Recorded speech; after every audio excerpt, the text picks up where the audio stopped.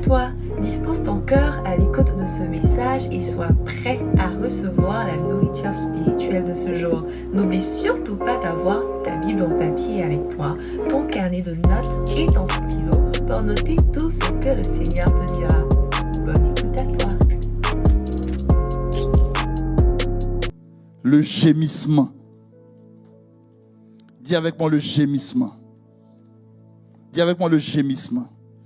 C'est le prix à payer pour ouvrir le ciel. Alléluia. Pour voir les choses de Dieu se manifester.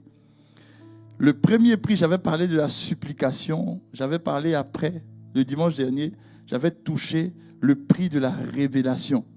Voilà comment faire pour avoir les révélations. La Bible dit dans le livre de Proverbes 25 que les choses cachées, Dieu cache les choses cachées sont à l'Éternel et Dieu révèle les choses, alléluia, à qui? Aux rois. Les rois cherchent la révélation des choses cachées et c'est ce qui fait la gloire du roi, alléluia. Alors, j'ai expliqué que la révélation des choses de Dieu, tout ce qui concerne la révélation des choses de Dieu s'obtient par le Saint-Esprit. C'est le Saint-Esprit, l'Esprit de Dieu qui nous révèle les choses cachées. La Bible dit les choses que l'œil n'a pas vues, des choses que l'oreille n'a point entendues, des choses qui ne sont pas montées au cœur de l'homme. La Bible dit que tout cela nous a été révélé par le Saint-Esprit. L'Esprit de Dieu révèle. L'Esprit de Dieu révèle les choses cachées. Si tu as besoin d'une compréhension des mystères, des choses que tu ne comprends pas, il y a tellement de mystères sur cette terre. La personne même avec qui tu marches, elle est mystérieuse. Il y a beaucoup de mystères sur la terre. Alléluia. Il y a beaucoup de choses que Dieu a cachées. Et pour saisir les choses que Dieu a cachées, il faut collaborer avec le Saint-Esprit. Il faut collaborer avec le Saint-Esprit. Il faut être intentionnel avec le Saint-Esprit. La prière, et j'ai expliqué la dimension de la prière en langue. La prière en langue, ce n'est pas juste un bouche-trou, ce n'est pas parce que tu ne sais plus quoi dire en français dans ta langue maternelle que tu utilises de parler en langue pour essayer de combler le vide des heures de prière. Non, c'est pas ça. Le parler en langue ne vient pas combler les heures de vide de prière, non. Ou les minutes que tu veux combler. C'est-à-dire, tu as dit que tu as prié 1 heure de temps. Tu commences par l'intelligence, 5-10 minutes, tu ne sais plus quoi dire. Tu dis, bon, le reste du temps, j'ai parlé en langue. Et puis tu parles en langue. Mais tes pensées ne sont pas là. La Bible dit en Ésaïe 29, verset 13. Ésaïe 29, verset 13. Le Seigneur dit, quand ce peuple s'approche de moi, il m'honore de la bouche et des lèvres, mais son cœur est éloigné de moi. Beaucoup de personnes parlent en langue, mais ce sont leurs lèvres qui bougent, c'est leur bouche qui babille, mais le cœur est éloigné de Dieu. Ça ne sert à rien de parler en langue juste pour boucher un trou ou bien pour gagner du temps. Si ton cœur est éloigné de lui. Parce que Dieu regarde au cœur. Il regarde au cœur. Et je suis venu te parler d'un type de prière par l'esprit sur lequel Dieu fait attention. Mais que beaucoup de personnes ne font pas attention. Et tu es passé à côté de beaucoup de choses. Parce que Dieu a regardé ton cœur. Et il n'a pas senti que ton cœur était en train de gémir. Il a vu que ta bouche s'exprimait, tes lèvres bougeaient, mais ton cœur était éloigné de lui. Et Jésus a dit la même parole en Matthieu 15. À partir du verset 7 et suivant. Quand Ésaïe parlait de cela, Ésaïe il a dit quand ce peuple s'approche de moi, il m'honore des lèvres, et puis il a fini de parler. Mais Jésus est allé même plus loin. En Matthieu 15, Jésus dit ceci. Ésaïe a bien prophétisé, mais avant de parler de la prophétie d'Ésaïe, Jésus dit un mot. Matthieu 15, le verset 7. Merci. Il dit hypocrite. Ésaïe n'a pas dit hypocrite. Ésaïe a tout simplement dit que vos cœurs sont éloignés de Dieu. Vos bouches parlent beaucoup. Vos lèvres parlent beaucoup. Mais votre cœur est éloigné de Dieu. Maintenant, Jésus dit, hypocrite. Ésaïe a bien prophétisé sur vous.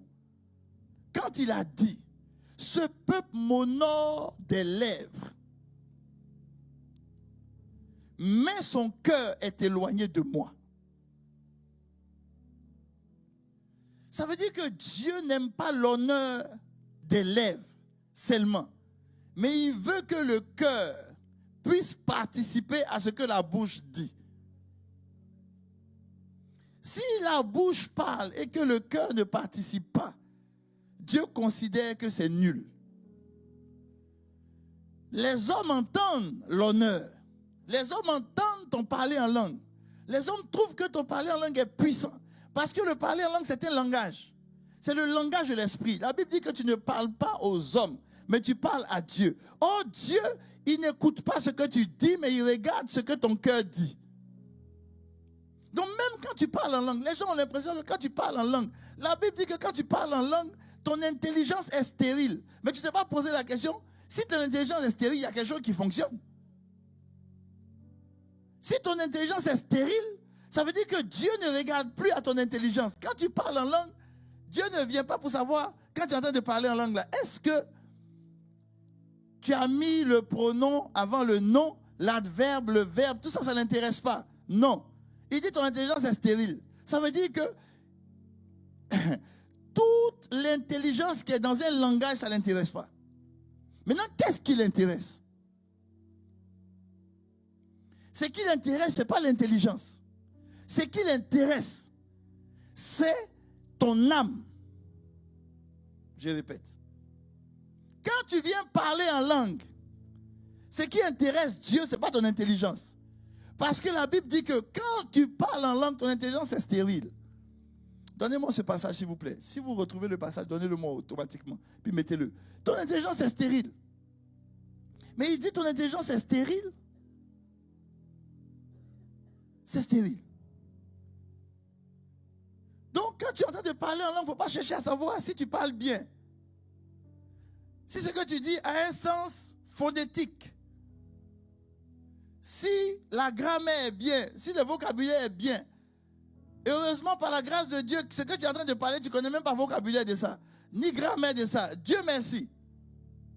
Donc, tu ne connais ni la grammaire du parler en langue, ni vocabulaire, ni le dictionnaire du parler en langue, tu ne connais pas tout ça. Donc, quand tu dis riba, ba, ba, ba, ba, ba, on ne sait pas si c'est phonétiquement bien, si vocabulairement bien, grammaticalement bien, dictionnairement bien, on ne sait pas. Donc, ton intelligence ne peut pas analyser ça.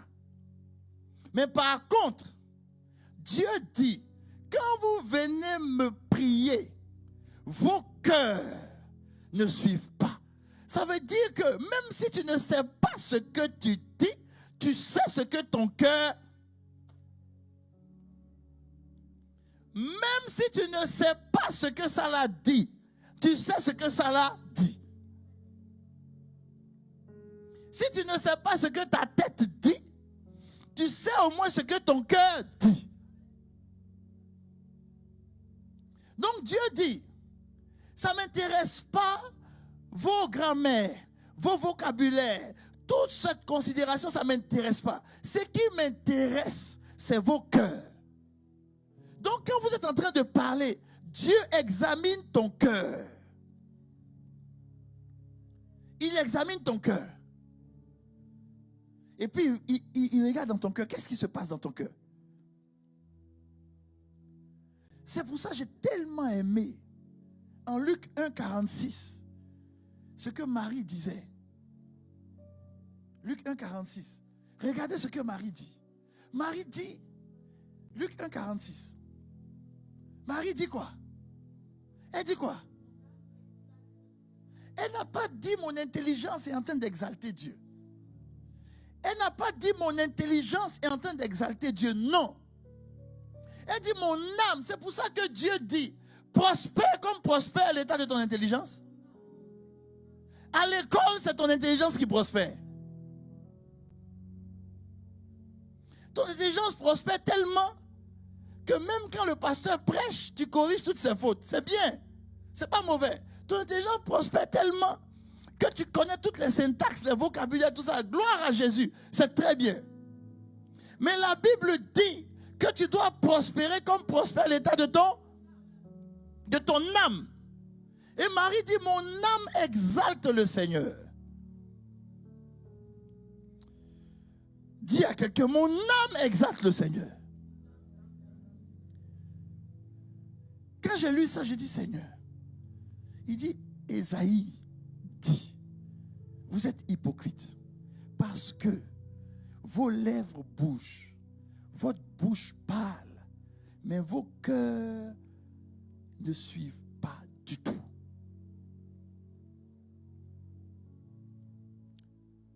Il y a des choses précieuses que j'ai te dit aujourd'hui sur le gémissement. Vous savez, le monde a fait tout pour voler ce qui fait notre puissance. Le système du monde a fait tout pour voler ce qui fait la puissance d'un enfant de Dieu. La Bible dit que ce n'est ni par la force, ni par tout ce que tu peux connaître, mais c'est par l'esprit. C'est par l'esprit. Les amis, l'esprit te donne des orientations qui peuvent te surprendre. Moi, à l'époque, quand j'étais en train de chercher à m'organiser, je trouvais que j'étais désordonné. Sur 24 heures, je trouvais que je n'arrivais pas à avoir un 24 heures efficace. J'avais plein d'idées de livres, mais je n'arrivais pas à m'asseoir pour écrire. Je n'arrivais pas à m'asseoir pour écrire. Et j'ai fait cette prière, qui est la prière du gémissement. Du gémissement. C'est-à-dire, je ne suis pas venu devant le Seigneur pour dire, Seigneur, écoute, tu sais. Et puis tu commences maintenant à parler, oh Seigneur, tu sais, par la grâce de Dieu, je vais bien. Mais tu sais, j'observe dans ma vie que j'ai des projets, j'arrive pas objectivement diriger ma vie, mais tu sais, et puis tu es en train de parler à Dieu, tu vois, pendant que ton cœur souffre. Et puis Dieu t'écoute. Il dit non, mon fils est venu me parler avec son intelligence. C'est très bien.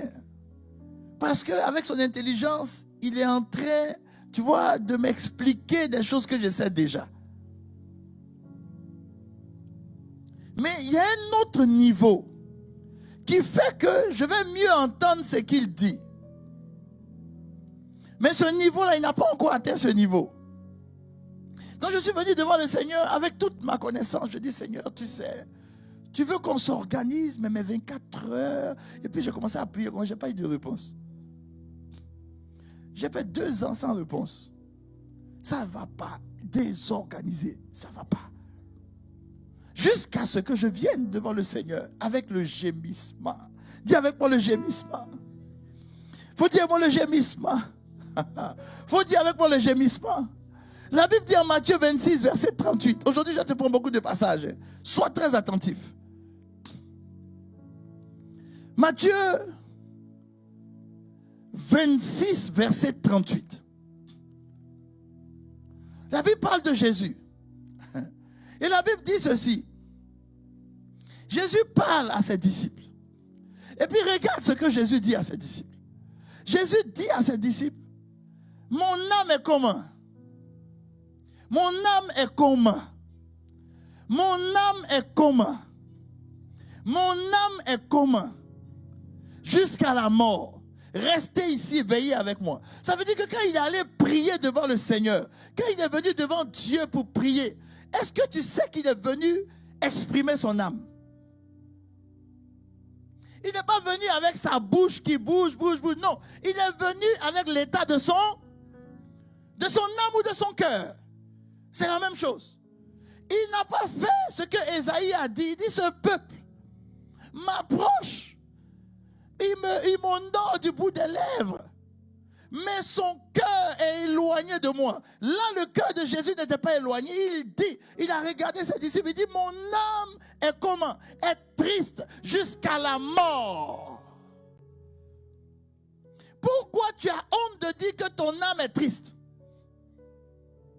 Les plus grandes prières, je vais te le démontrer aujourd'hui par la parole de Dieu. Les plus grandes prières, en fait, les choses que Dieu entend, ce n'est pas tes murmures, ce que ta bouche dit avec ta petite intelligence là. Non, ce que Dieu entend, ce sont les cris de ton cœur. Et beaucoup de personnes ne savent pas apporter le cri de leur cœur. Aujourd'hui, notre Père spirituel expliquait ça dans le troisième secret pour avoir des révélations. En Jérémie 33, il parlait d'invoquer. Invoquer, c'est le kara. C'est-à-dire, tu cries. Il y a un cri. Il y a quelque chose qui doit sortir de ton cœur. C'est ce qui va sortir de ton cœur. C'est dessus que Dieu va venir te donner des révélations, des choses cachées. C'est dessus qu'il va donner des choses cachées. Et j'ai crié à Dieu. Et ce jour-là, ma prière était une prière étrange. Étrange. Et c'est depuis ce jour, j'ai compris cette révélation. Et j'ai commencé à voir des amis. Il y a des gens qui passent du temps avec moi. Un jour, j'ai un de mes fils qui a passé du temps avec moi. On a voyagé, il a passé du temps avec moi. Il a dit, papa, j'ai remarqué une chose avec toi. J'ai dit quoi? Il dit, on passe du temps avec toi, mais je ne te vois pas prier. Il dit, je ne te vois pas prier. Et puis j'ai regardé qu'il a dit, fils, tu ne vois pas ma bouche prier. Mais si tu pouvais savoir combien de fois dans la journée mon cœur prie. Et je lui ai expliqué ce que je veux vous expliquer aujourd'hui. Quand je lui ai expliqué, il dit non, c'est pas possible. Je lui ai dit, tu penses que quand la Bible dit de prier en tout temps, tu penses que tout le temps là, c'est des temps où tu t'arrêtes et puis tu dis, bon, je vais même me trouver un endroit puis je prie. Non. On parle d'une vie de prière. Donc peut-être tu ne vas pas me voir dire, attends, je vais prier 1 heure, 2 heures. Ça, je fais ça. Matin, je prie. Midi, je prie. Il y a des heures. Mais mon cœur est constamment en train de gémir. Ce jour-là, j'ai gémi. Quand j'ai gémi, j'étais en train de méditer la parole. Et puis Dieu me montre le secret de l'heure d'or. Il dit, tu n'as pas besoin de t'organiser comme tout le monde s'organise. Il y a des choses qui sont cachées que même la science n'a pas encore connues, que je suis prêt à te donner. Et le Seigneur me montre, il dit, voici. Et puis je vois Jésus qui dit à ses disciples, vous n'avez pas prié 1 heure. Et puis Jésus dit à ses disciples, Jean-Baptiste était cette lumière et vous ne vous êtes pas mis sur cette lumière 1 heure. Et je vois Jésus parler de 1 heure. 1 heure. J'ai dit, mais ça veut dire quoi 1 heure? Jusqu'à ce que le Saint-Esprit me dise, tous les livres que tu veux écrire commencent à avoir 1 heure dans la journée. 1 heure chaque jour.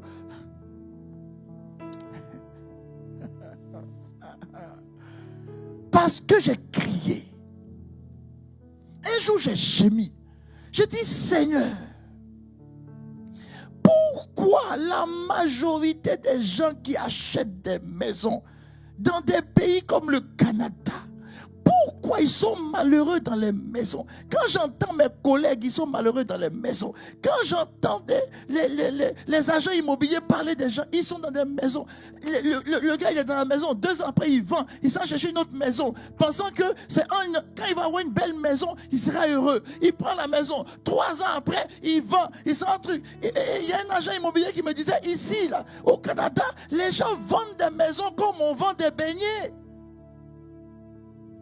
Donc, qu'est-ce qu'ils cherchent? Et le Seigneur m'a dit,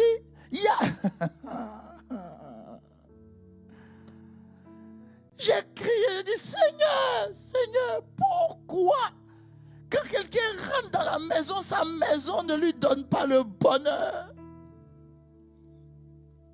Et le Seigneur me dit, lis Zachée.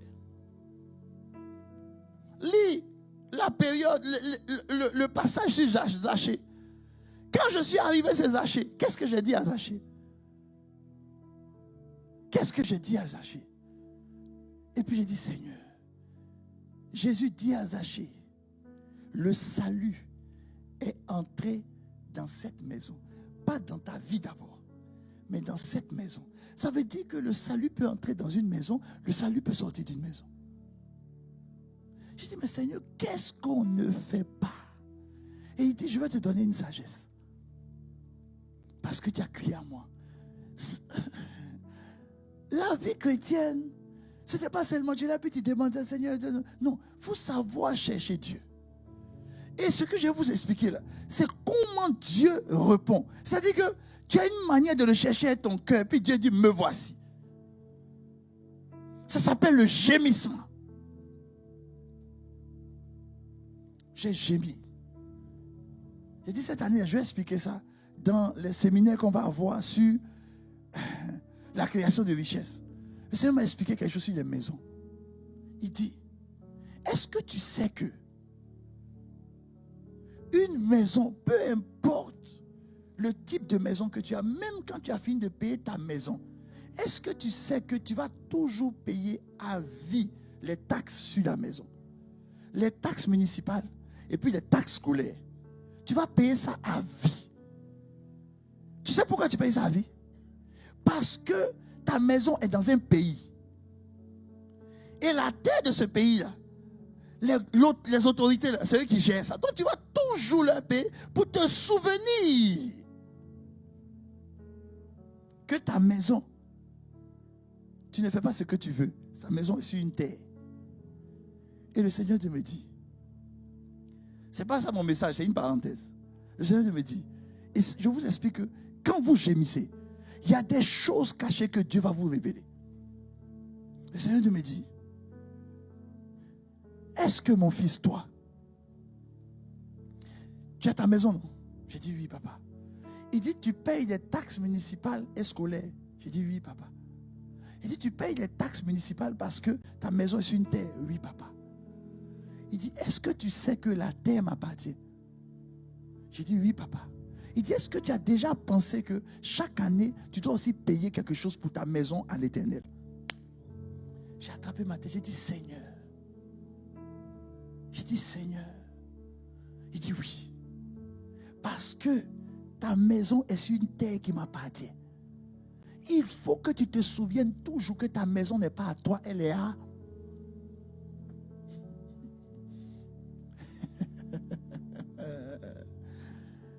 J'ai commencé à mettre... De toute façon, je paye taxe municipale.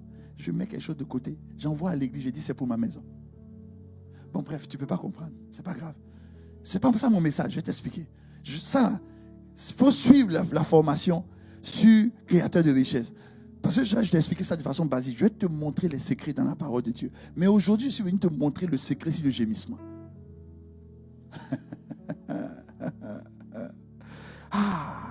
Regarde ton voisin en ligne, il faut lui dire. Jésus est venu avec son âme triste, il a gémi. Matthieu 26, 38. Quand il a gémi, qu'est-ce qui s'est passé? Luc 22, verset 43. La Bible dit, alors, un ange lui a apparu pour faire quoi? Pour le fortifier. Oh, ma Bible dit ceci, en Jean 1. Jésus dit, dorénavant, vous allez voir le ciel ouvert. Et puis les anges vont faire quoi? L'ange est apparu à Jésus à quel moment? Quand Jésus est rentré dans la présence de Dieu avec son âme triste. Ça veut dire que les messagers de Dieu ne descendent et ne montent que lorsque tu exposes ton âme à Dieu.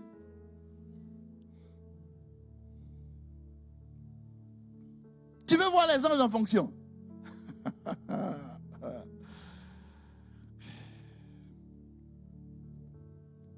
1 Samuel 7, à partir du verset 2. Maintenant, je vais te donner certains passages. Commence à bien noter ce que je vais te dire de noter dans les passages. Lisez avec moi le verset 2. Lisez avec moi le verset 2. Il s'était passé bien du temps depuis le jour où l'arche... Pendant que je dis de lire, tu es en ligne, ton micro est fermé, mais il faut lire avec moi. D'accord? Voilà, on est dans un culte participatif, même si tu es en ligne. On y va. Il s'était passé bien du temps depuis le jour où l'arche avait été déposée. Où ça? À Kirjat Jearim. 20 années c'était 20 années c'était et rien ne s'était passé. Alors toute la maison d'Israël ont fait quoi? Ont fait quoi? Ils ont poussé quoi? Ils ont poussé quoi? Faut dire à quelqu'un, ils ont poussé des... Aujourd'hui, je t'apprends à gémir. Regarde quelqu'un, il faut dire, je t'apprends à pousser des gémissements. Je t'apprends à pousser des gémissements devant l'Éternel. Ils ont poussé des gémissements vers l'Éternel. Quand ils ont poussé les gémissements, regarde quelqu'un, il faut dire, ils ont poussé des gémissements. Quand ils ont gémi. Et puis tes pensées tordues, arrête ça. Voilà. On est en train de parler de la parole. Il ne faut pas avoir des pensées tordues. Il n'y a pas des gémissements de la parole. Il ne faut pas parler des gémissements, autre chose que tu connais. Là. Donc regarde quelqu'un, il faut dire, ils ont gémi. Il faut dire, ils ont gémi. Sois sérieux, il faut dire, ils ont gémi. Tu vas comprendre ce que le gémissement signifie. Allons au verset 3. Quand ils ont gémi vers l'Éternel, ils ont poussé des gémissements. Verset 3. Allons-y à le verset 3. Samuel dit à toute la maison d'Israël, lisez avec moi, si c'est de tout votre cœur que vous faites quoi? Ça veut dire que quand tu gémis, Dieu dit que tu reviens vers lui avec quoi? Avec, oh, tu me dis pas ça bien. Avec quoi? Ça veut dire que le gémissement pour Dieu est en train de dire que c'est tout ton cœur qui est en train de venir vers lui. Il dit, ils ont gémi.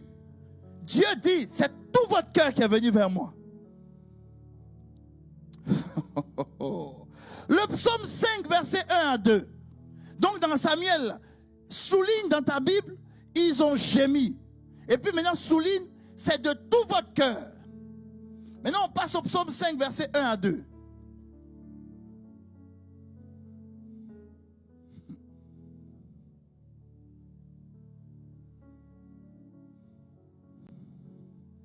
Au chef des chantres, avec les flûtes, le psaume de David, il dit quoi? Prête l'oreille à ô Éternel. Écoute quoi? Ça veut dire qu'il parle, mais son cœur fait quoi? Il parle, mais son cœur fait quoi? Il parle, mais son cœur fait quoi? Son cœur gémit.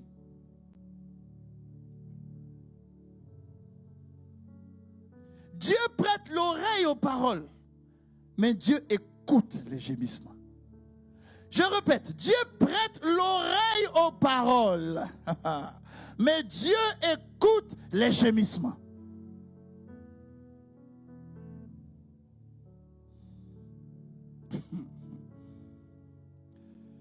Jésus, Jésus, Jésus, Jésus. Le peuple d'Israël, lorsqu'ils étaient emmenés en captivité en Égypte, il y avait une promesse qui avait été faite sur eux par Abraham. Dieu avait fait une alliance avec Abraham pour dire, mon alliance, c'est que quand tes enfants ceux qui vont sortir de toi vont se retrouver en captivité, moi je viendrai à une période donnée. Et à cette période, je vais les délivrer à main forte et à bras étendus. Je vais les faire sortir de leur captivité et je vais changer le cours de leur vie. N'est-ce pas ce que Dieu a dit? Et Dieu a donné une période. Il a dit 400 ans, c'est pas vrai? 400 ans est arrivé, rien ne s'est produit. 401 ans, rien ne s'est produit.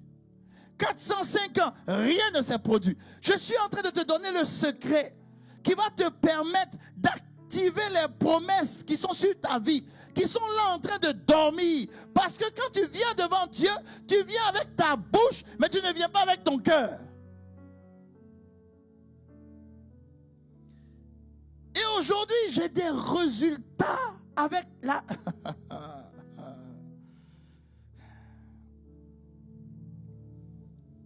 Le peuple d'Israël. 405 ans, rien.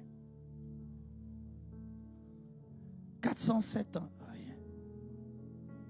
410 ans. C'est après 400 combien d'années? Ça veut dire, les amis, il y a eu 30 ans. Est-ce que Dieu a menti pour la promesse? Non. Dieu n'a pas dit c'est vers 400 ans. Non, il a dit 400 ans. Dieu ne se trompe jamais. Mais je me suis rendu compte que Dieu peut te donner une promesse. Le diable peut bloquer l'accomplissement de la promesse. Pourquoi? Parce qu'il y a une manière d'activer une promesse. Pendant 430, j'ai dit, mais Seigneur, mais qu'est-ce qui n'a pas marché? Pourquoi tu ne t'es pas levé pour te souvenir de l'alliance? Et il m'a dit, lis Exode 2, verset 24. J'ai dit, Seigneur, mais tu aurais pu te souvenir de l'alliance. Il dit Exode 2, verset 24. Et la Bible dit ceci en Exode 2. Dieu a entendu quoi? Il a entendu quoi? Et il sait. Ça veut dire que Dieu se souvient quand tu gémis.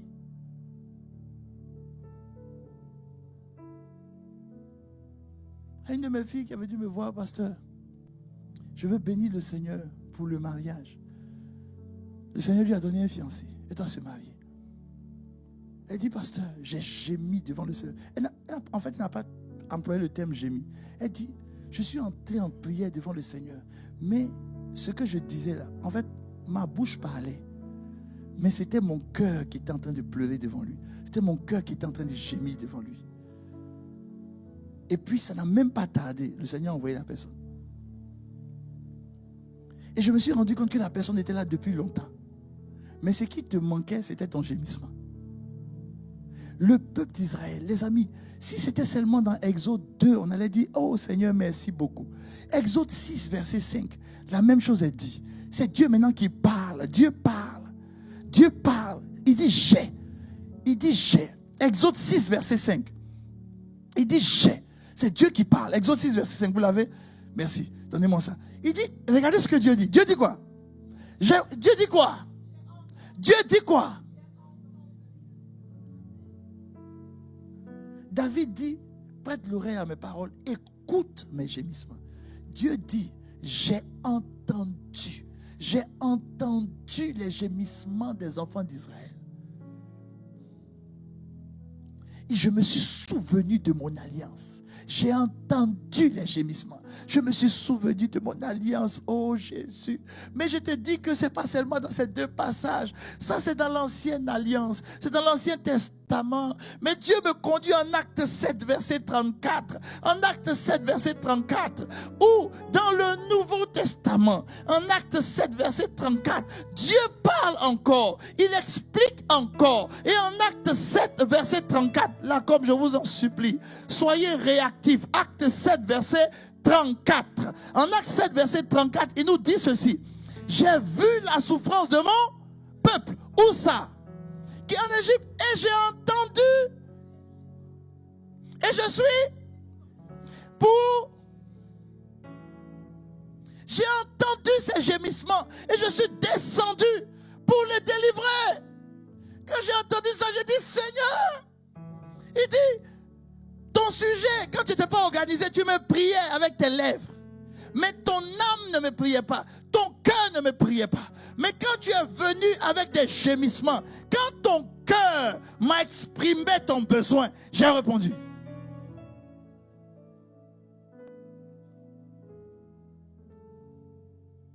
Dieu ne regarde pas ce qui frappe aux yeux, non. Dieu regarde au cœur. Au cœur. Au cœur.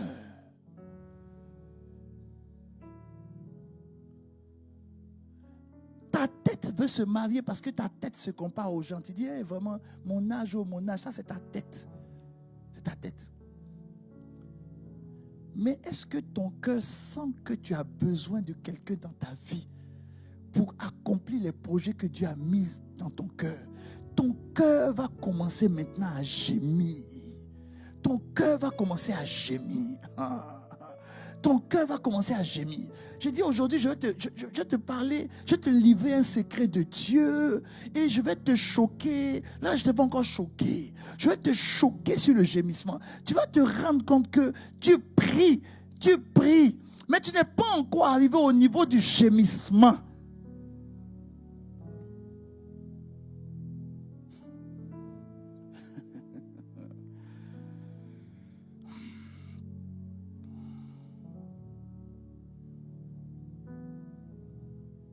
Le psaume 102, verset 19. Dans certaines versions, c'est le verset 20. Ça commence par « Car il regarde du lieu élevé ». Car il regarde du lieu élevé de sa sainteté. Regarde ce que Dieu dit. Regarde ce que la Bible dit. La Bible dit que Dieu regarde d'où ça? Il regarde du lieu élevé de sa sainteté. Du haut des cieux, l'Éternel fait quoi? Il regarde où ça? Il regarde sur la terre. Dieu regarde, arrête-toi là. Regarde ce que la Bible dit. La Bible dit, il est dans le lieu de sa sainteté. Et puis du haut des cieux, Dieu regarde sur la terre. Maintenant, qu'est-ce que Dieu cherche quand il regarde sur la terre? Il est là, il regarde sur la terre. Et puis les amis, c'est comme quelqu'un qui est en train de regarder. Il regarde. Quand il a trouvé, il dit, voilà, j'ai trouvé mon enfant. Mais qu'est-ce que Dieu regarde? Qu'est-ce que Dieu regarde? Le passage qui suit, s'il vous plaît. Oh Jésus. Il regarde sur la terre pour faire quoi? Pour faire quoi? Pour écouter quoi? Les gémissements.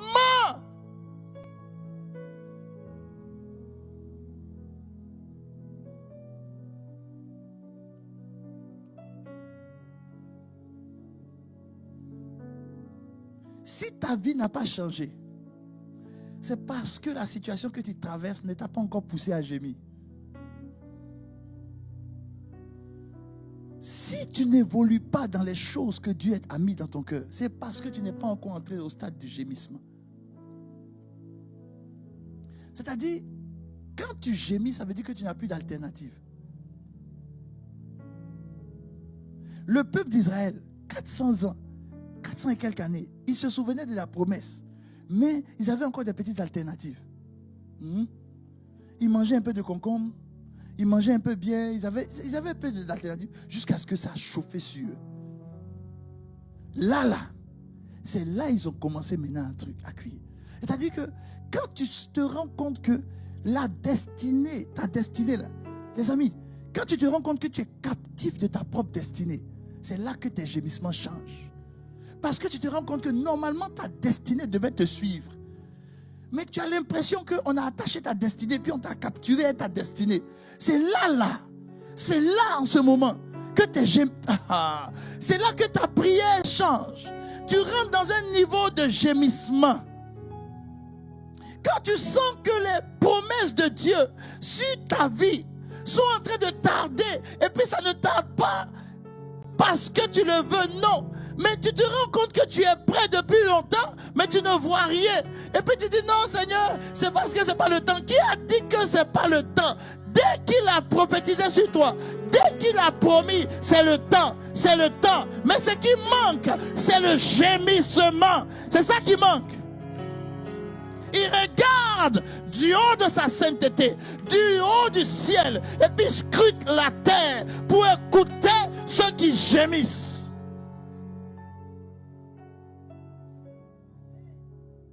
Pas ceux qui murmurent. Murmurer, c'est se plaindre.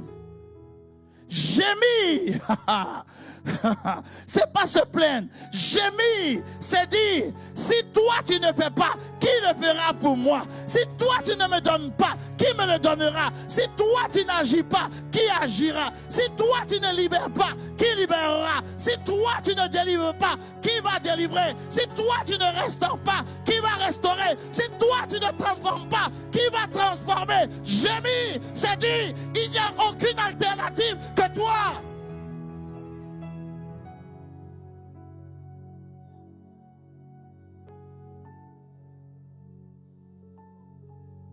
Il n'y a pas d'autre alternative. C'est toi. C'est ce que le pasteur Sanogo expliquait aujourd'hui. Il dit invoquer. C'est crier, papa. Parce que sans toi, personne ne peut te délivrer. Israël avait des options avant. Et quand j'ai fait de la lecture, j'ai lu les livres des chroniques du peuple d'Israël en Égypte, je me suis rendu compte que vers 300 et quelques années de leur captivité, ils étaient en train de chercher à monter une rébellion pour faire un coup d'État. Ça n'a pas marché. Il y a des gens qui ont tué parmi eux. Il y a des gens qui avaient des plans parmi eux. Et ce même schéma s'est aussi produit quand le peuple d'Israël a été déporté. La Bible dit en Jérémie, quand ils ont été déportés, Dieu dit n'écoutez pas vos prophètes. Ils vous racontent n'importe quoi. Priez. Priez pour le pays où vous êtes. Gémissez. Ils ont cherché des alternatives selon les hommes. Ils n'en ont pas trouvé. Ils se sont dit, en 400 ans, la promesse va s'accomplir. Le gars, il va mourir. Le parent va mourir. Et puis vous allez voir, l'atmosphère va changer. Ça n'a pas changé. Ils n'auraient jamais imaginé que le libérateur se trouvait déjà en Égypte. Jamais. Ils n'auraient jamais pensé que le libérateur avait été élevé dans la cour de Pharaon. Jamais. Jamais. La délivrance, la sagesse que Dieu va utiliser pour te délivrer, tu ne peux jamais imaginer d'où ça va venir. Qu'est-ce que ça va être? J'aurais jamais imaginé que si je fais 1 heure par jour de concentration sur quelque chose, je peux écrire chaque mois au moins un livre. J'aurais jamais imaginé. Jamais de jamais. Jamais. J'aurais jamais imaginé que le Saint-Esprit me dise, chaque fois que tu es informe, tu as besoin d'être formé. Ça veut dire qu'un enfant de Dieu doit aimer les formations. Je dis Seigneur, il dit là où tu n'as pas de connaissance, le diable va prospérer dans ta vie.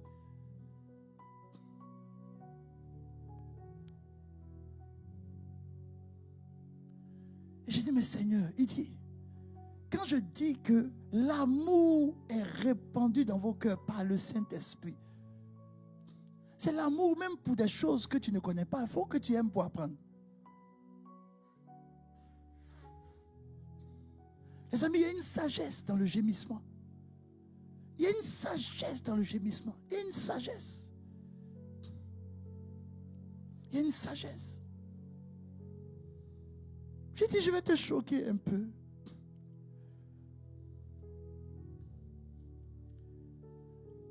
On était dans le psaume 102, on va aller dans le psaume 55. Et après le psaume 55, je vais commencer à te choquer un peu. Pour que tu comprennes ce que tu dois. Qu'est-ce que c'est le gémissement? Le psaume 55, verset 16. Dans certaines versions, c'est le verset 17, ça commence. Et moi, je crie à Dieu, et l'Éternel me sauvera. Verset 17. Verset 17 maintenant. Regarde ce qu'il dit. Le soir, le matin, et à midi, je fais quoi? Je soupire et je gémis. Et il fera quoi? Et il fera quoi? Et il fera quoi? Jésus. Maintenant, attache bien ta ceinture. Attache bien ta ceinture. Attache bien ta ceinture.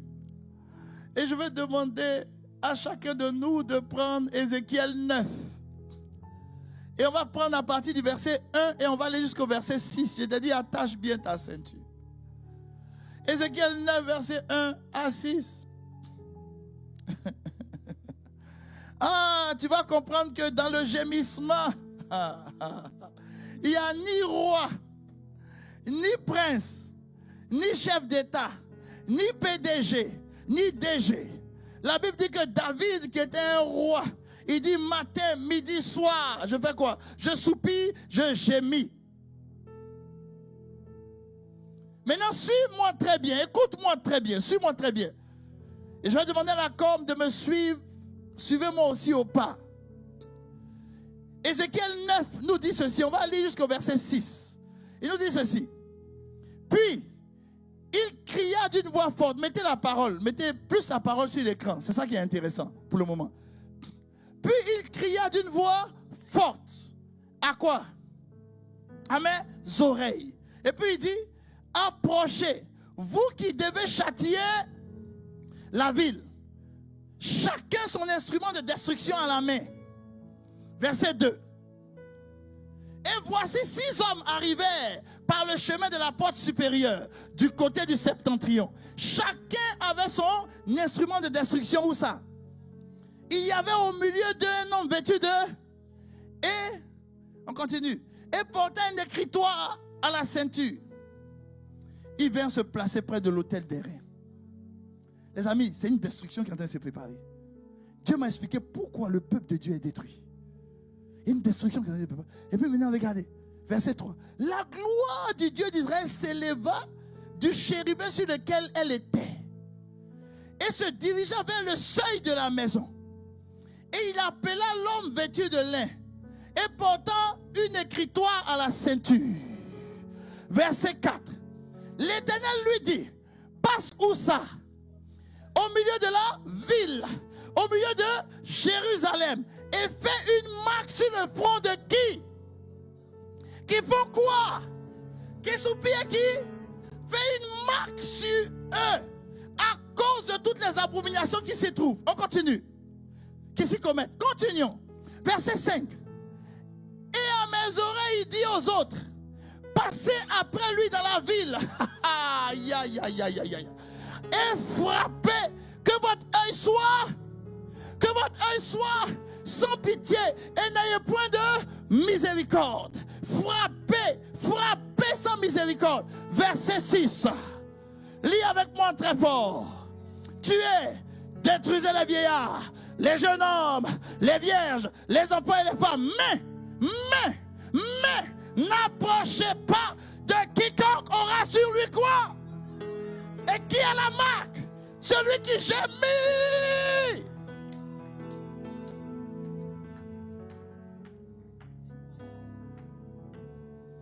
Fils, celui qui gémit. L'ange de l'Éternel regarde. On dit lui c'est un gémisseur. C'est un gars qui soupire tout le temps. Il gémit, ne le touchez pas. Pas de destruction pour lui. Ne touchez pas sa vie. Ne touchez pas sa destinée. Quand le peuple d'Israël était en Égypte, ils avaient oublié le gémissement. Ils avaient oublié que toutes les promesses de Dieu se réalisent dans le gémissement. Ils avaient oublié ça. Alors, quand ils ont commencé à gémir, Dieu du haut des cieux a dit, j'ai entendu leur gémissement. Et Dieu dit, prophétise, fils, prophétise, Ézéchiel. Je vais frapper, je vais détruire, je vais entrer au milieu de... C'est quoi Jérusalem? C'est l'église. Dieu va rentrer au milieu de l'église. Ceux qui ne gémissent pas, ceux qui ne soupirent pas, seront frappés, seront touchés. Ah, mais ceux-là qui gémissent, qui soupirent, il y aura une marque sur eux.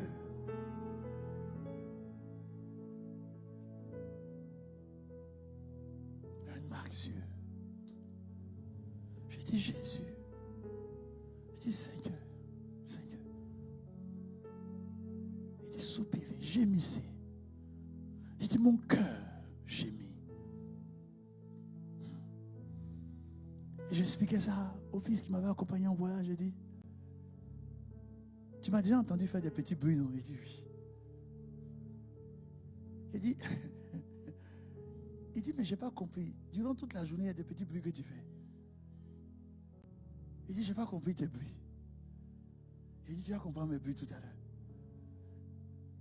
Et puis, je lui ai montré les passages que je vais vous montrer.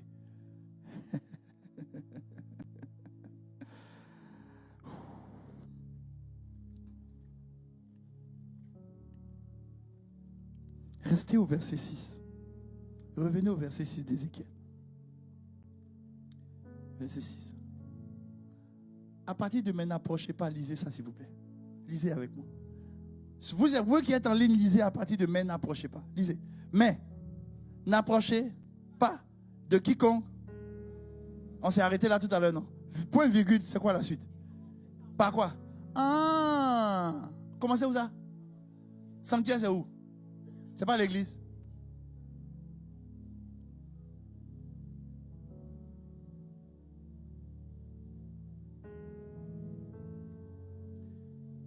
Suivez-moi bien.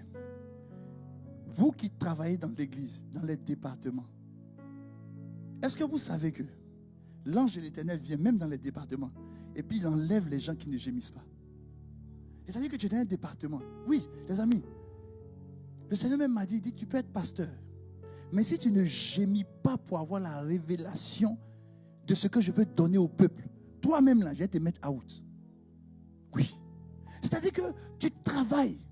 Mais tu travailles, mais toi, tu ne sais pas soupirer pour le travail que Dieu t'a donné. Et je vois beaucoup de gens, ils sont dans les départements, parce que c'est là ou c'est là. Est-ce que ça évolue? Ça ne l'intéresse pas. Il fait toujours la même chose. Il fait. Le Seigneur m'a dit, il n'est pas en train de gémir. L'ange va venir le mettre out. L'ange va venir, les amis, c'est pour ça que vous voyez dans les départements, il y a beaucoup de gens qui sont découragés. Le découragement, là.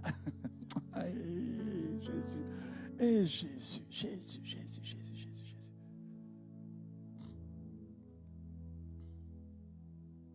Ce que je viens de vous expliquer, est-ce que vous savez que même dans le monde, les gens font ça?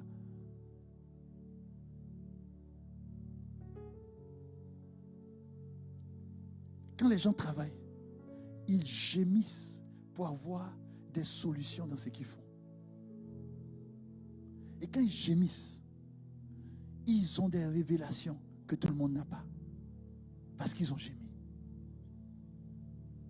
J'ai dit, Seigneur, il dit, dis même dans l'église, tu travailles quelque part, tu fais quelque chose. Il ne faut pas être là à faire ça de façon machinale tout le temps. Gémis pour que Dieu te révèle les secrets de ce que tu fais, pour que tu deviennes excellent, pour que tu t'améliores, pour que ton travail d'hier ne ressemble pas à ton travail de demain, pour que ton travail d'après-demain ne ressemble pas au travail d'hier. Si on dit que tu dois venir déposer la Bible comme ça, tu viens tout le temps, tu déposes la Bible à la même place, tu déposes la Bible à la même place. Ah, demande au Seigneur, soupire, pour que le Seigneur te montre une autre méthode. Quand j'ai commencé à écrire les livres, j'écrivais de la même manière. Un jour, j'ai soupiré, j'ai dit, Seigneur, il dit, voici comment tu vas faire. Voici comment tu vas faire même les affiches. Voici comment tu vas faire. Tu soupires. Quand tu soupires,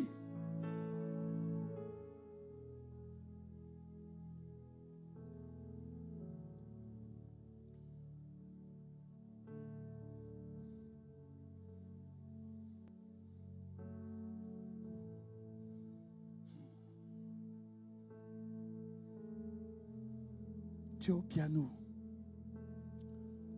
et puis tu soupires. Tu soupires à Dieu.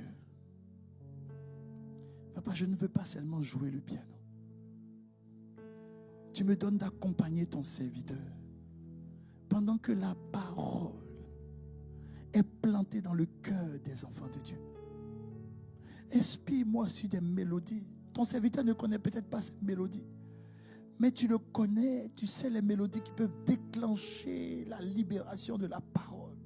Ah, je gémis devant toi. Papa, je gémis devant toi.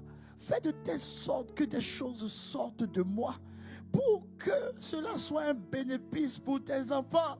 Je gémis parce que tout ce que je fais est le fruit d'une promesse sur ma vie.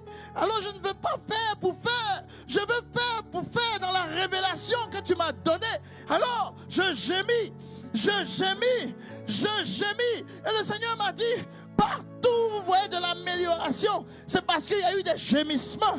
Partout où vous voyez des découvertes, c'est parce qu'il y a eu des gémissements. Partout où vous voyez des choses qui sont améliorées, il y a eu des gémissements.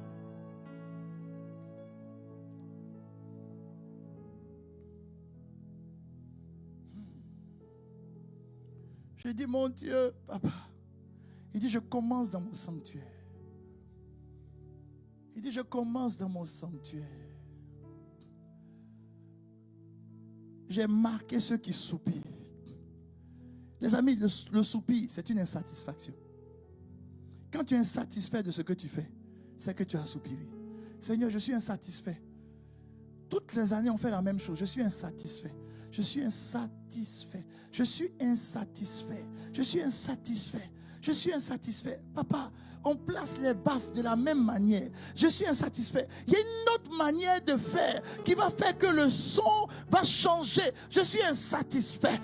Je soupire à toi. Je ne veux pas faire pour faire. Je soupire à toi. Je ne veux pas faire pour faire. Je soupire à toi.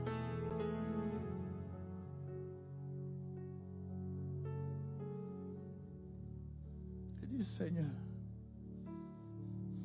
il dit, j'écoute ceux qui soupirent. J'écoute ceux qui soupirent. Le projet que Dieu a mis dans ton cœur, si vous remarquez bien, on dit Dieu a mis un projet dans ton cœur. On n'a pas dit qu'il a mis le projet dans ta tête. Il met ça d'abord dans ton cœur. Pour qu'avec ce projet, tu viennes soupirer devant lui. Mais toi, tu prends le projet et puis, pour toi, tout ce qui t'intéresse, c'est ce qui est dans ta tête. Comment bien organiser le projet, comment faire tel plan, le plan de ceci, le plan d'affaires, le plan de... Tout ça, c'est bien, c'est une bonne chose. Mais je t'assure, il y a beaucoup de gens qui ont de grands projets, qui ont tous les plans possibles et puis c'est aller nulle part. Mais il y a des gens qui ont de petits projets. Quand tu regardes le projet, tu dis, oh ça ne va pas aller quelque part. Mais c'est quelqu'un qui soupire. Ça est dans son cœur. Il soupire, il soupire, il soupire. Il aura une percée forcément. Parce qu'il est marqué par Dieu. Il est marqué par Dieu. Il est marqué par Dieu. Quand j'ai lu Ézéchiel, Dieu m'a dit, relis bien Ézéchiel. Je n'ai pas dit que je marque seulement mes enfants. J'ai dit, je marque tous ceux qui soupirent et tous ceux qui gémissent. Ça veut dire que je rentre dans Jérusalem et puis je regarde tous ceux qui ont soupiré, tous ceux qui ont gémi.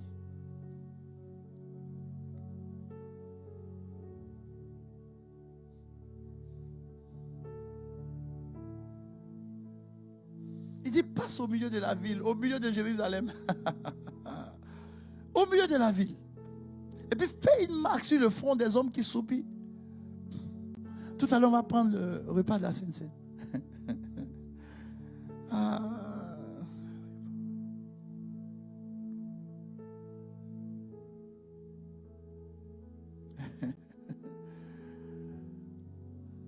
Quand j'ai lu Ézéchiel 9, j'ai dit Jésus. Il dit, Marc 7, verset 32. Non, lisons le verset 34. Marc 7, verset 34. Marc 7, verset 34. Tout à l'heure, je vais t'expliquer comment on gémit. Puis, levant les yeux au ciel, Jésus a fait quoi? Jésus a fait quoi? Vous allez lire, vous allez voir que Jésus a soupiré beaucoup. Le soupirer ici, c'est gémir. Jésus gémissait, il soupirait beaucoup. Ce n'est pas les soupirs de désespoir. Non, c'est des gémissements. Parce qu'il y a une soif dans son cœur de voir Dieu changer les choses, de voir Dieu guérir, de voir Dieu restaurer, de voir Dieu relever. Il y a une soif dans son cœur. Il y a une soif dans son cœur.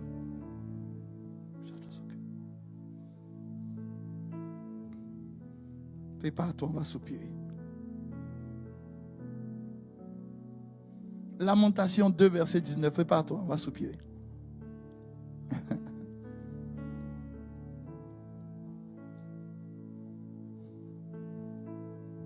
Lève-toi. On dit quoi? Lève-toi, fais quoi? Lève-toi, fais quoi? Lève-toi, fais quoi? Lève-toi, fais quoi? Lève-toi, fais quoi? Lève-toi, fais quoi? Pousse des gémissements à quel moment? Des veilles de la nuit. Et je disais au fils qui était avec moi, je dis, tu as passé toute la journée avec moi, mais est-ce que tu es avec moi la nuit? La nuit, je suis dans une dimension de gémissement. Et je me suis rendu compte que tous ceux qui gémissent devant Dieu, ce sont des gens qui se plaignent difficilement devant les hommes. Oui, ils se plaignent difficilement devant les hommes. Parce que quand tu es dans la dimension du gémissement, tu as une marque que tout le monde n'a pas. Quand tu arrives quelque part, tu es distingué. Tu es distingué. Tu as une distinction que les gens n'ont pas. Il y a quelque chose sur toi. On dit, mais quand tu regardes, André, il y a quelque chose sur toi. Il y a quelque chose qui te donne une autre. Il y a quelque chose qui est manifesté sur toi. Il y a quelque chose sur ta vie. Il y a quelque chose sur ta vie.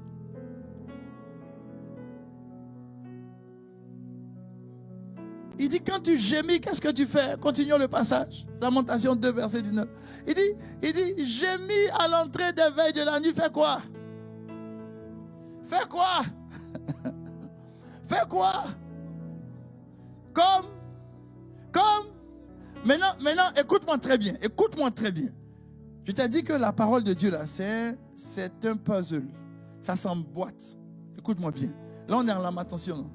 Jésus dit, quand il parle du Saint-Esprit, il dit, qu'est-ce qui va sortir de ton cœur? Des fleuves d'eau vive. C'est pas vrai? Maintenant, lui, il est en train de dire quoi ici?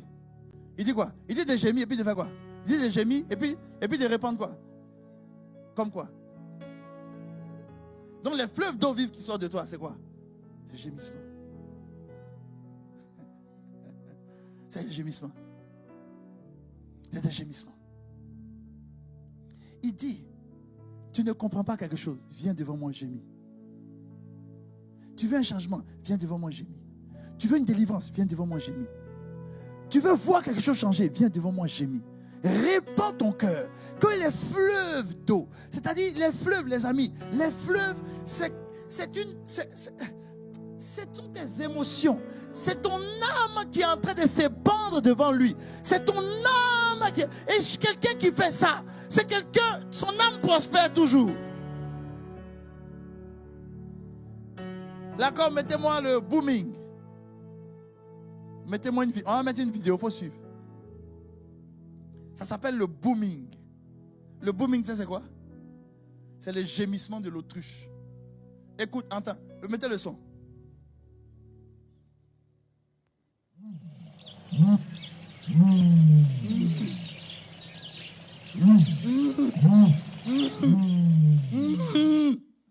Tu as entendu, non? Tu as entendu? Non. Ouais, mettez encore.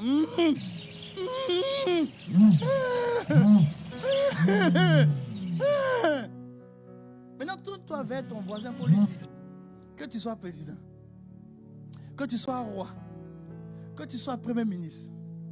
Gémissement, c'est gémissement.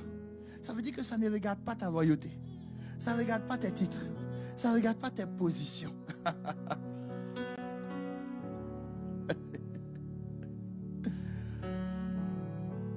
Vous savez pourquoi j'ai mis le gémissement de l'autruche?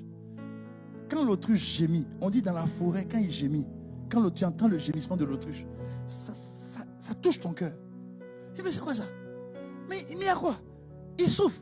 Mais il traverse quoi? Il a quoi? Et tu as l'impression qu'on est en train de le tuer, mais on n'est pas en train de le tuer. Faut dire,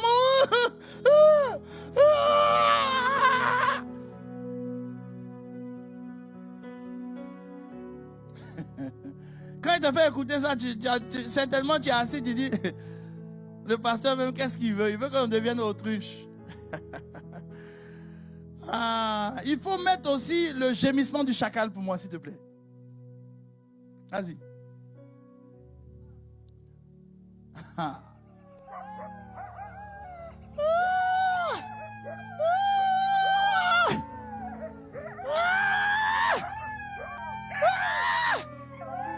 Tu as entendu, non? Tu as entendu? Tu as entendu? Maintenant, enlève-moi ça. Mais s'il te plaît, Michée 1, verset 8.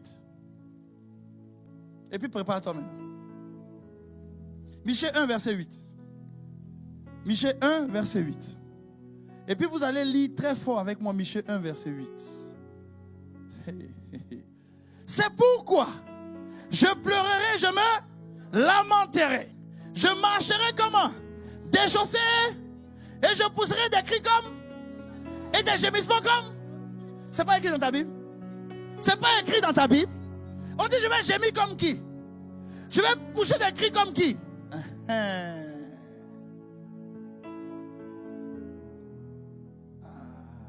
Commence maintenant.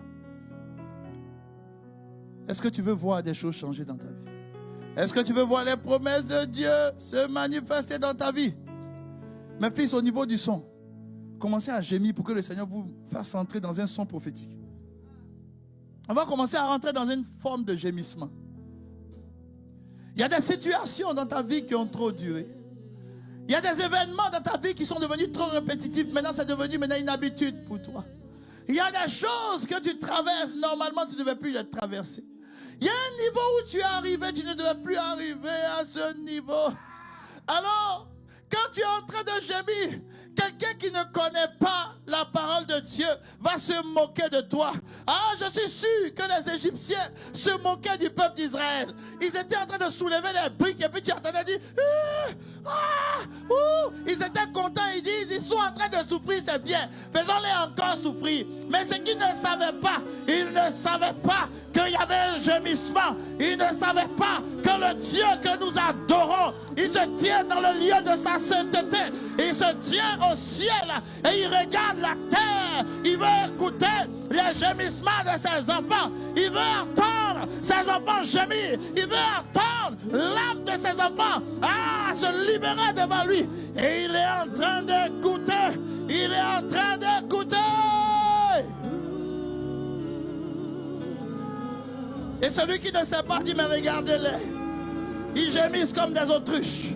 Regardez-les. Ils sont en train de crier comme des chacals. Mais ce qu'ils ne savent pas, c'est une sagesse de Dieu. Ma Bible dit, il entend les gémissements de mon âme. Il entend les gémissements de mon âme.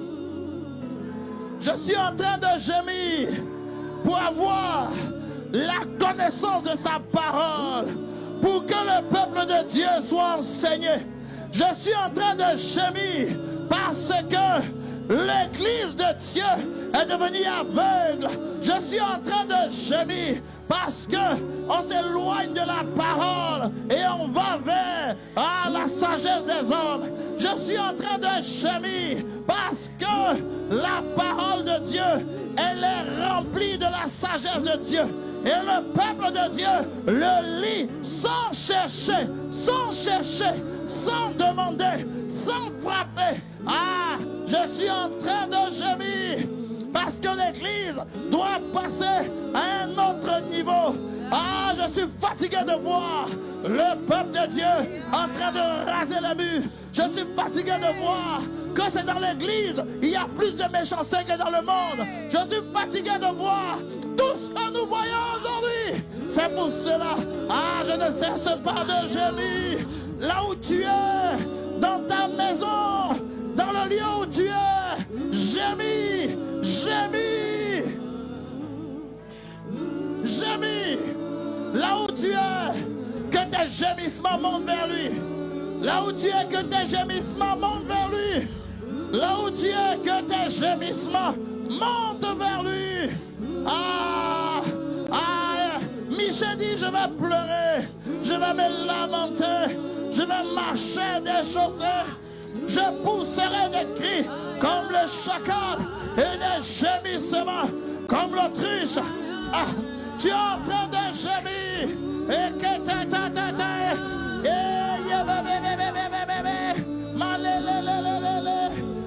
ton cœur est en train de gémir. Seigneur, je refuse maintenant que le malheur s'abatte toujours sur ta famille. Je refuse que tu tournes en rond depuis tant d'années sans accomplir la promesse qui est sur toi. Je refuse que tu sois là encore au stade où tu es, sans marcher dans les plans extraordinaires de Dieu pour toi. Je refuse cela. C'est pour cela, là où tu es, tu es en train de gémir. Je refuse le fait que l'ennemi t'a volé des enfants. Il n'avait prévu que tu aies beaucoup d'enfants. Et là, il te les a volés. Je refuse cela.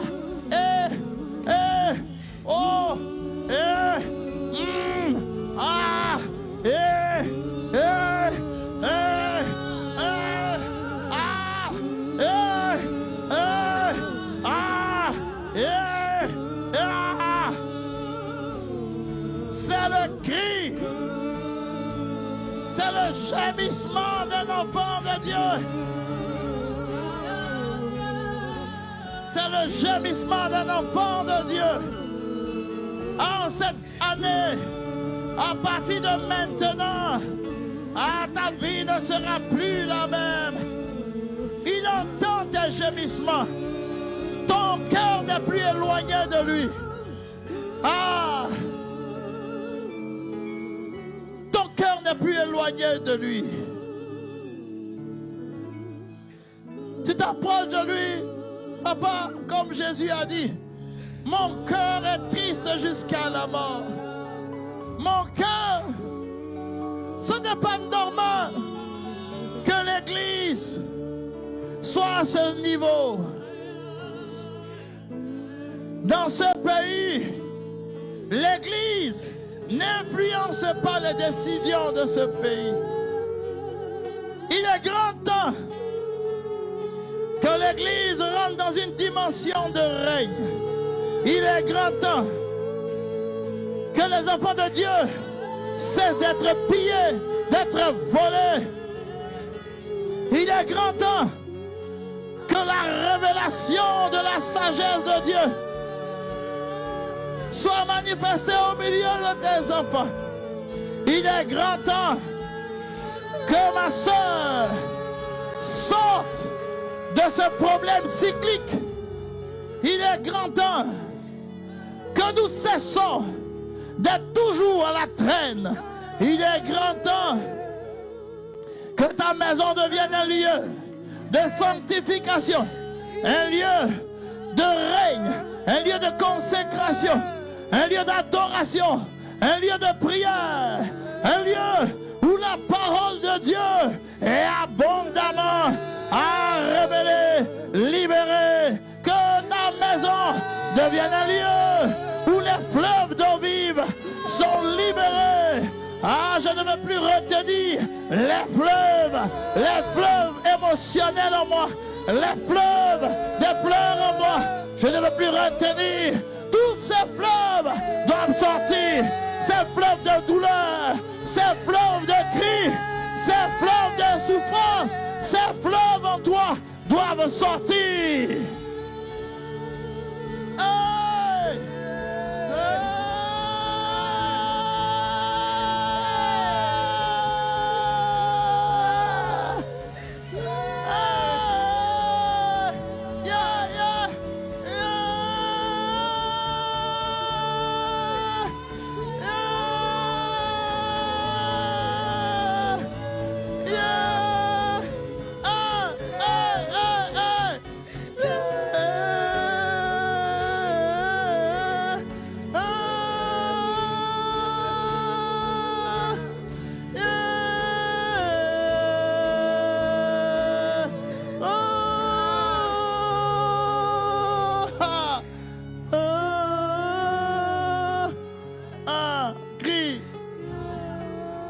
Gémis comme l'autruche.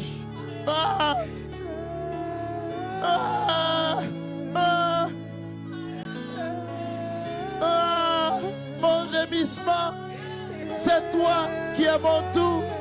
C'est toi qui es notre solution. Montre-nous les choses cachées. Révèle-nous les choses cachées. Révèle-nous de grandes choses. Révèle-nous les choses cachées.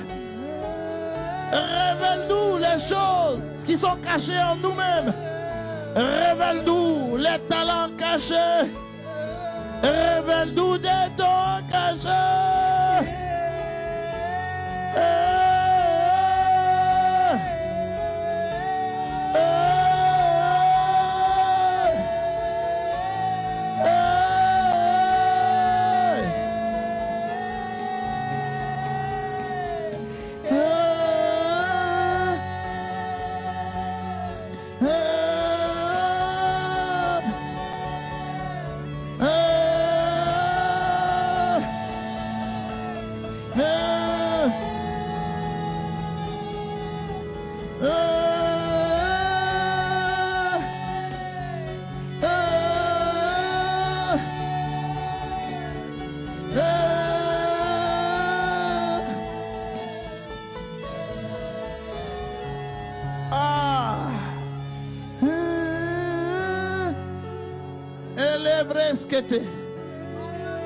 Quand Michel a parlé du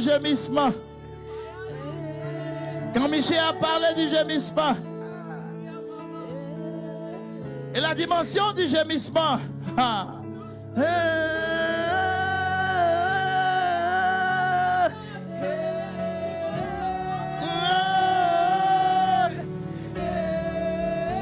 la dimension du gémissement, c'est que tu appelles la compassion de Dieu.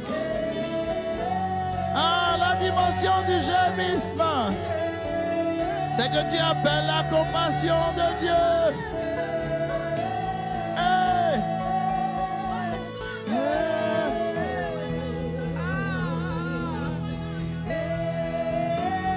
Pendant que tu es en train de gémir chez toi, pendant que tu es en train de gémir là où tu es, tu vas voir que tes larmes vont couler abondamment. Tu vas voir que tu vas te moucher même du nez. Tu vas voir que tout va sortir. Le gémissement, c'est ton âme qui est en train de pleurer.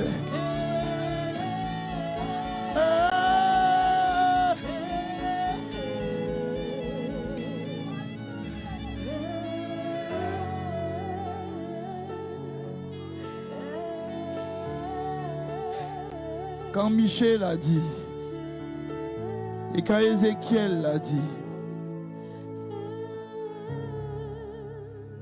la marque qui est sur toi, c'est une marque de compassion. C'est une marque de compassion. Une marque, c'est une alliance.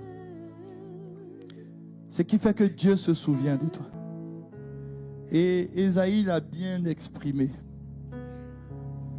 En Ésaïe 54, le verset 9 et suivant. Il a dit, il en sera pour moi comme des eaux de Noé. Il dit, j'avais juré que les eaux de Noé ne se répandraient plus sur la terre. Ésaïe 54, verset 9 à 10. Il dit, je jure de même de ne plus m'irriter contre toi et de ne plus te menacer. Et le verset 10, il dit, quand les montagnes s'éloigneraient, quand les collines chancelleraient, mon amour ne s'éloignera point de toi, et mon alliance de paix ne va point chanceler, dit l'Éternel, qui a compassion de toi. Quand tu gémis, tu es en train d'appeler cette alliance, où il a dit que son amour ne va pas s'éloigner de toi. Tu appelles cette alliance pour qu'il ait compassion de toi. Et quand tu gémis, du haut des cieux, il se souvient que tu as été marqué. Il se souvient de son alliance de compassion éternelle. Il se souvient que dans sa grande compassion, il doit agir pour toi. Il doit agir pour ta maison. Il doit agir pour ta destinée. Et les gémissements, c'est un signe de faiblesse. Quand tu gémis, tu gémis, tu gémis. Quand tu gémis, tu gémis, tu gémis. Tu gémis, tu gémis.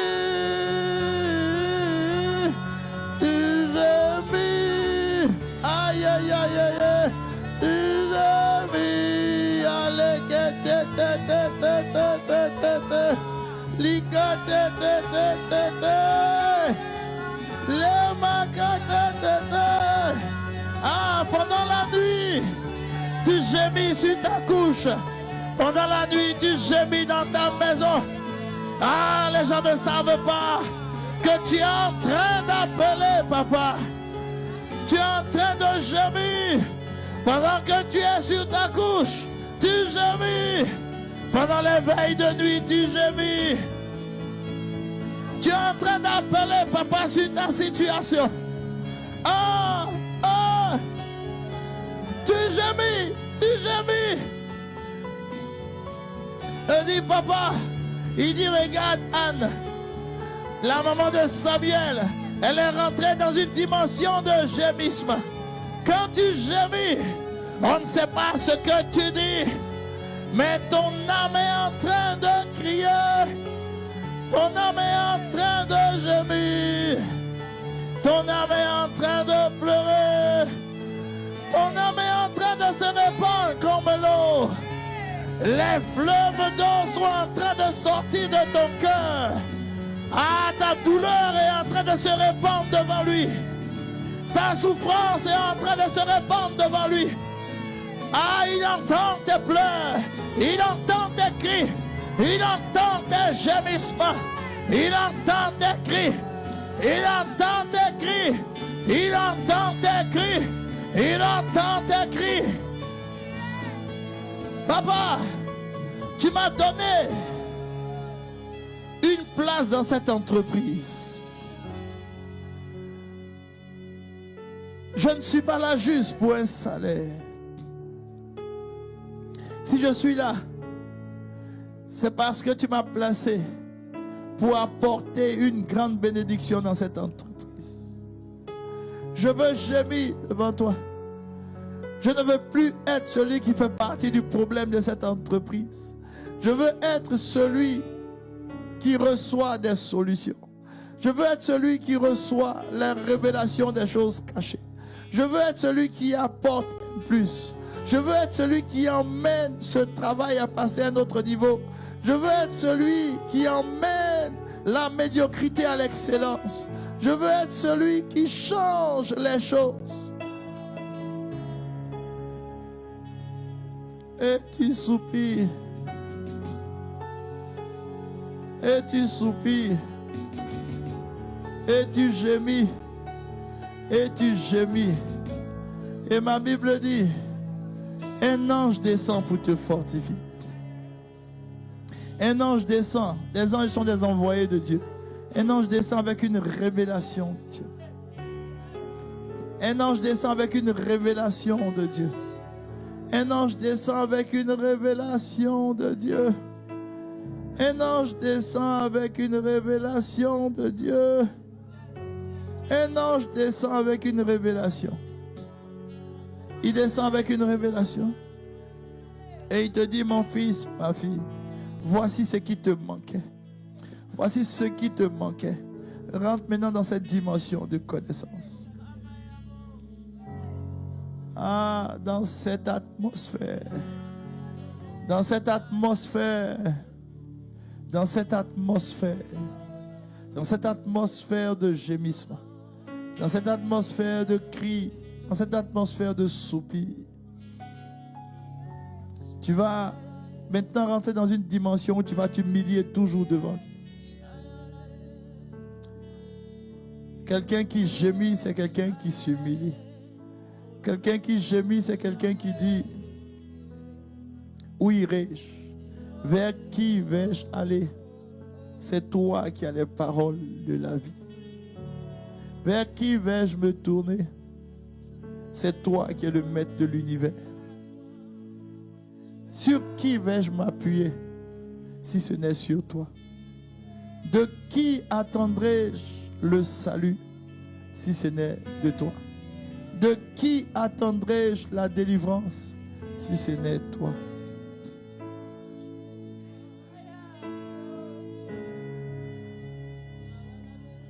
C'est le prix à payer. C'est le prix du gémissement. On va prendre le repas de la Sainte Seine dans cette atmosphère de gémissement.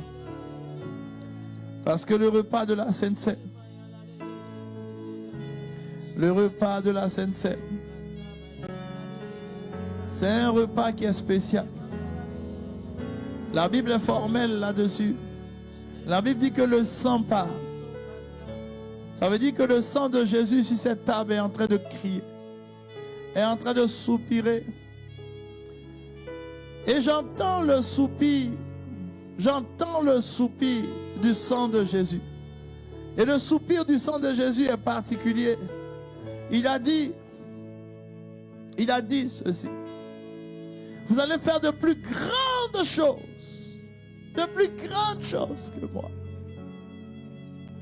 On ne peut pas vivre la vie chrétienne et être dans une vie basique, sans exploit, sans se surpasser, sans s'élever. Je ne parle pas, tous ne deviendront pas présidents. Je ne parle pas de PDG, de CEO ou n'importe quoi, non. Je parle d'un niveau d'élévation de l'âme. Ou même quand tu es balayeuse, tu deviens un balayeur ou une balayeuse de qui on ne peut pas se passer. Même quand tu es celui qui nettoie les toilettes, tu deviens un nettoyeur de toilettes de qui on ne peut pas se passer. Parce que ton âme aura prospéré par le soupir. Et Dieu t'aura révélé des choses importantes. Ton âme aurait prospéré par les gémissements. Quel que soit l'endroit où tu es, où tu sais,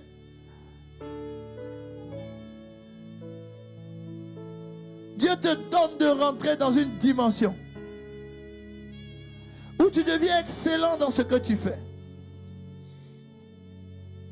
Où tu cherches l'excellence dans ce que tu fais. Où tu innoves dans ce que tu fais. Où tu deviens créateur dans ce que tu fais. Où tu apportes une valeur ajoutée dans ce que tu fais. Où tu deviens quelqu'un, une personne qui sait bonifier ce que Dieu met entre ses mains. Une personne qui sait élever ce que Dieu met entre ses mains. Une personne qui sait transformer ce qui est informe et vide en quelque chose qui a une belle forme et qui est extraordinairement rempli de talent. Tu deviens cette personne. Et je me suis rendu compte, souvent je voulais expliquer, quand on me dit, mais pasteur, tu écris beaucoup de livres, comment tu fais les stratégies, je veux expliquer. Et le Seigneur me dit, dis-leur que tu soupires. La majorité des titres qui me viennent, c'est dans les soupirs. Et la force que tu auras, c'est dans le soupir.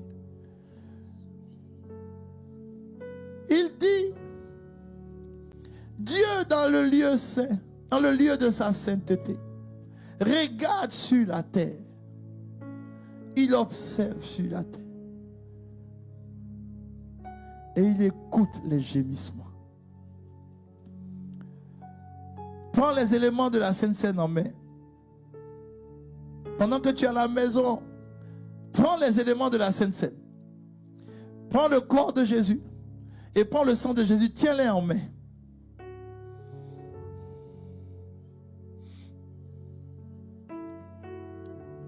La Bible dit que sur cette terre, Jésus a soupiré. Jésus a gémi. Pendant que tu tiens les éléments de la Sainte Seine, Jésus a soupiré. Jésus a gémi. Jésus a soupiré. Jésus a gémi.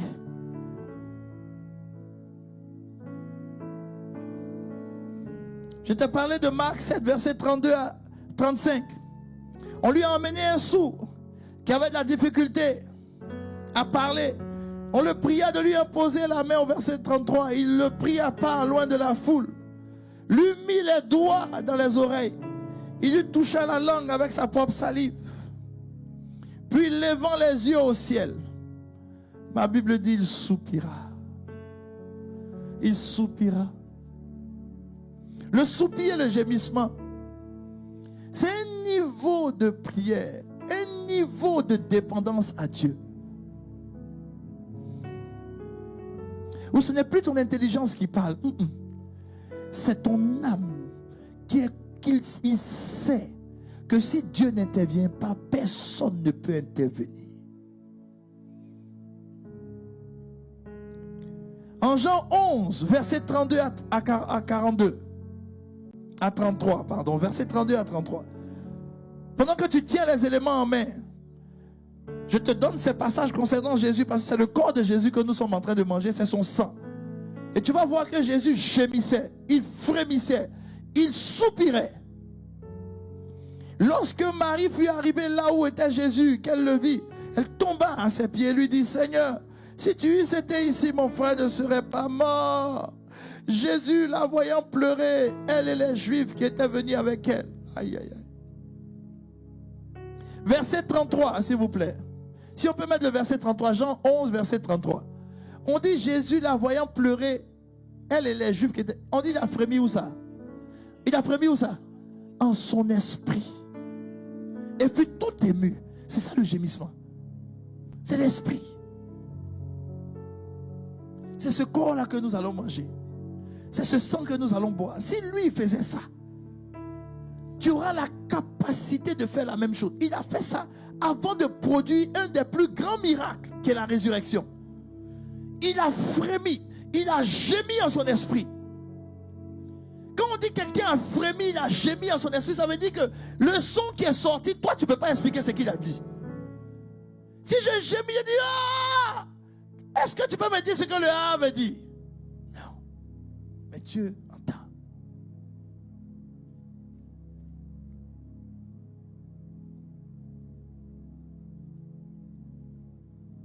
Jean 11, verset 38.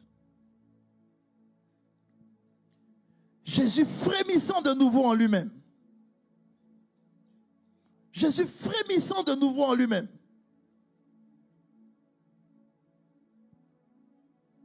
Dieu regarde au cœur. Il regarde à tes émotions. Il regarde à ton âme.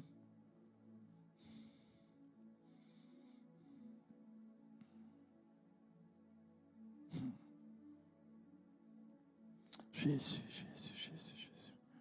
Alors tu vas prendre le repas de Jésus. Tu tiens en main le corps de Jésus. Tenez en main le corps de Jésus. Je vais vous donner ça rapidement. Puis on va commencer à gémir. Voilà.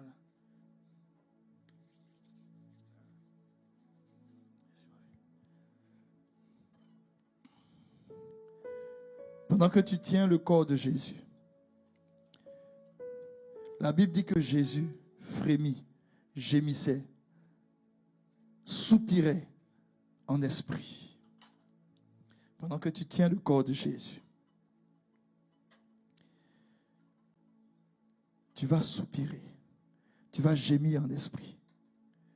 La Bible dit, quand le Saint-Esprit soupire, gémit en toi, il est en train de crier à Dieu pour des choses qui te concernent. Souvent, tu n'as même pas conscience de cela. Toi, tu veux une délivrance, mais tu ne sais pas comment Dieu va faire la délivrance. Le peuple d'Israël a crié, a gémi. Il voulait une délivrance, mais il ne savait pas que la délivrance allait passer par un homme qui a grandi dans la cour d'Israël, des Égyptiens. Pendant que tu gémis,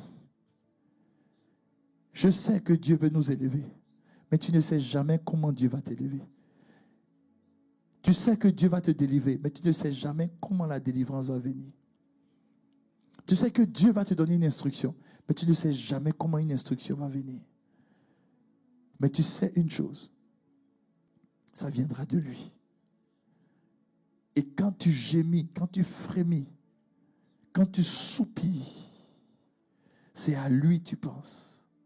C'est lui que tu regardes. Je lui dis, si tu ne le fais pas, personne ne le fera. Si tu ne réponds pas, personne ne répondra. Si tu ne me délivres pas, personne ne le fera. Si tu ne changes pas ma condition, personne ne le fera. Si ta sagesse n'est pas en œuvre en moi, personne ne le fera. si tu ne renouvelles pas mon intelligence, ce n'est pas mes études, quelle que soit la longueur de mes études, qui le fera. Si tu ne changes pas ma condition, personne ne le fera. Si tu ne me donnes pas la sagesse pour prospérer, personne ne le fera. Si tu ne me permets pas de prospérer avec l'état de mon âme, personne ne le fera. Et pendant que tu tiens le corps de Jésus, la Bible dit que Jésus a frémi, il était tout ému. Ça veut dire que pendant qu'il était en train de gémir, son corps était en train de réagir. Il avait certainement eu la chair de poule, il avait eu des frémissements dans la chair. Mais cet homme-là a dit que toi et moi, nous allons faire des choses encore plus grandes. Pendant que tu vas manger son corps, tu vas gémir sur cette promesse-là, que tu dois faire des exploits, que tu dois faire des exploits, que tu dois faire des exploits. C'est fini une vie sans exploits. C'est fini une vie dans les normes de tous les jours. C'est fini une vie médiocre. C'est fini cette vie. Tu dois faire des exploits. Tu dois faire des exploits. Mange avec moi le corps de Jésus. Et puis pendant que tu es en train de mâcher le corps de Jésus, commence à soupirer. Tu peux mâcher et puis crier. Tu peux mâcher et puis soupirer. Mangeons le corps de Jésus. Oh, Jésus.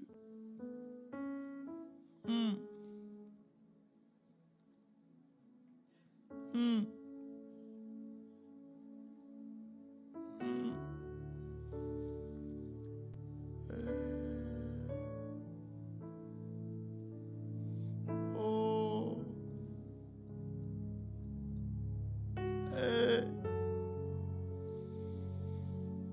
Conduis ton église dans la dimension des exploits.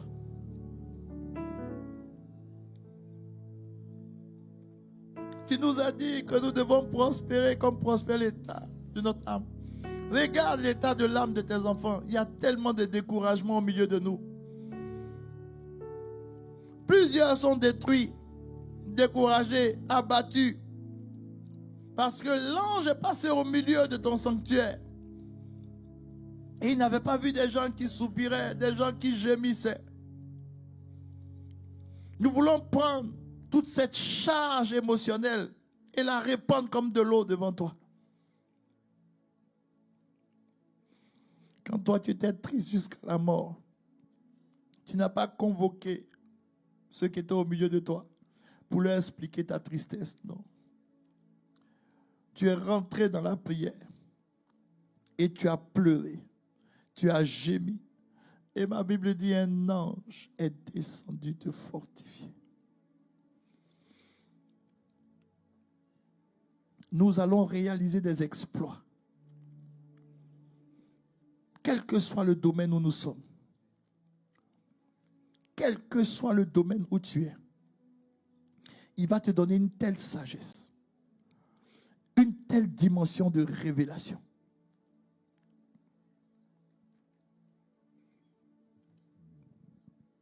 Buvons le sang de Jésus.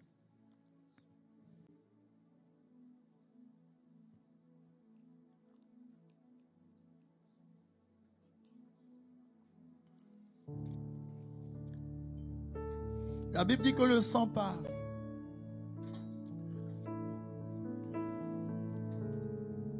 Et le sang de Jésus en toi est en train de soupirer. Il est en train de dire, passe à un autre niveau. Rentre dans une autre dimension. Passe à un autre niveau. Lève-toi et passe à un autre niveau. Pendant quelques secondes, soupirons, gémissons. Ah, aïe, aïe, aïe, aïe, aïe. Mamaye, aïe, aïe, mamaye, aïe, aïe, aïe, aïe, aïe. Ah, soupirons, soupirons. Gémissons, gémissons, gémissons. Gémissons. Parce que nous voulons rentrer dans cette dimension de règne, de règne, de règne, de règne. Cette dimension de règne. Pendant que le monde est en train de se fragiliser, l'Église doit être de plus en plus forte. L'Église doit être de plus en plus forte. Tes ennemis peuvent préparer des choses contre toi. Tu ne sais pas ce que dans ton dos ils sont en train de faire. Mais même s'ils se sont associés, peu importe ce qu'ils ont préparé, devant toi ils échoueront.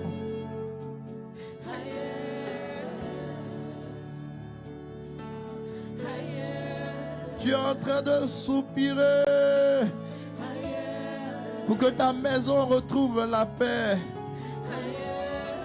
Tu es en train de soupirer pour que la paix de Dieu soit dans ton cœur. L'ennemi est venu mettre le trouble dans ton cœur. Tu es en train de soupirer à cette paix intérieure. Et pendant que tu es en train de soupirer, il dit: j'ai écouté, j'ai entendu tes gémissements. Et je descends maintenant te délivrer. Je descends maintenant te fortifier. Je descends maintenant agir puissamment pour toi. Je descends maintenant ouvrir la mer pour toi. Je descends maintenant te frayer un chemin. Je descends maintenant aplanir le sentier devant toi. Aïe, aïe. Papa, merci pour ta grâce. Merci, Papa, pour ta grâce. Merci pour ce merveilleux moment que nous avons passé dans ta présence. Et merci pour ce merveilleux moment du repas de la Sainte Seine, qui est ton corps et ton sang que nous avons pris parce que tu nous as donné cette recommandation de le prendre en ton nom et de nous souvenir, de rappeler ta mémoire. Et nous nous souvenons que tu nous as dit que nous allons faire des exploits de plus grandes choses que toi. Et nous savons que devant certaines situations compliquées, telles que cet aveugle de naissance, tu as soupiré pour que ses yeux s'ouvrent. Devant la situation de Lazare dans le tombeau, tu as frémi, tu as gémi et tu as soupiré. Et il est sorti du tombeau. Je ne sais pas ce que ma soeur, mon frère traverse, mais je sais que par ses gémissements, par ses cris, on peut se moquer de lui pour dire il crie comme un chacal. On peut se moquer d'elle pour dire elle gémit comme une autruche. Mais il y a une vérité concernant l'autruche. C'est que quand il y a le danger, l'autruche ne fuit pas le danger, elle met sa tête dans le sol. Et nous, on ne va pas fuir le danger, mais on met notre confiance en toi. On se cache en toi. On se cache en toi. Devant cette situation que ma soeur traverse, elle a recherché la réponse dans les hommes. Maintenant, elle se cache en toi. Devant cette situation que mon frère traverse, il avait cherché la réponse dans un réseau humain. Maintenant, il se cache en toi. Devant cette situation que cette maison traverse, elle avait cherché une solution auprès des hommes. Maintenant, il se cache en toi, elle se cache en toi. Et les gémissements de tes enfants vont occasionner des témoignages sans nombre, vont occasionner des délivrances extraordinaires, vont occasionner des accomplissements extraordinaires, vont occasionner des bouleversements, une sagesse hors norme, une délivrance merveilleuse. Ah, je vois cette cascade de délivrance. Je vois cette cascade d'accomplissement. Je vois cette cascade d'accomplissement. Je vois cette cascade d'accomplissement. Et là où tu es, tu peux acclamer Jésus. Maya, Maya. yeah.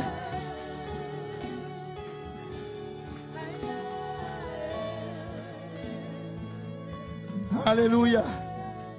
Alléluia. Est-ce que tu as été béni par ce culte? Là où tu es, acclame Jésus à notre culture. Merci d'avoir écouté cette prédication. Si ce message t'a fait du bien, n'hésite pas à liker, commenter et à partager cette vidéo à tes proches. Abonne-toi à notre chaîne YouTube pour ne rien manquer des prochaines publications. Que Dieu te bénisse.